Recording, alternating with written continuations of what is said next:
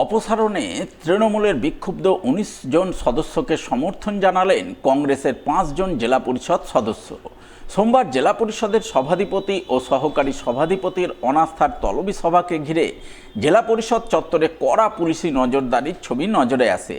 নিরাপত্তার কড়াকড়ির মধ্যেই বেলা ১২টার মধ্যে তৃণমূলের বিক্ষুব্ধ ১৯ জন সদস্য এবং কংগ্রেসের ৫ জন সদস্য জেলা পরিষদ চত্বরে হাজির হন।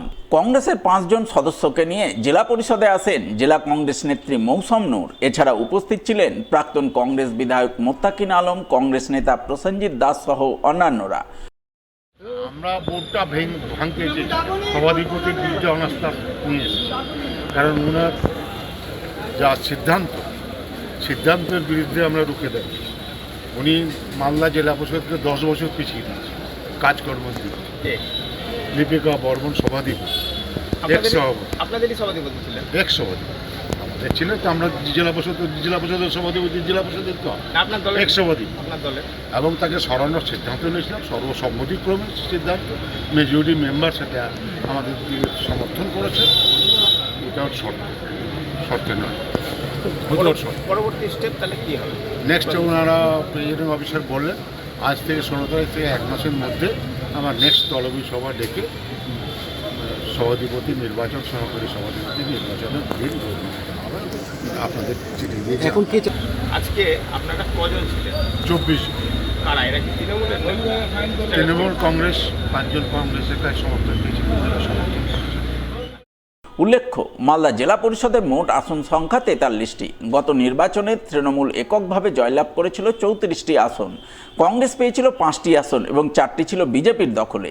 এই নিরিখে তৃণমূল সংখ্যাগরিষ্ঠতার ভিত্তিতে মালদা জেলা পরিষদে বোর্ড গঠন করেছিল। সভাধিপতি হয়েছিলেন তৃণমূলের লিপিকা বর্মন ঘোষ এবং সহকারী সভাধিপতি হয়েছিলেন রফিকুল হোসেন।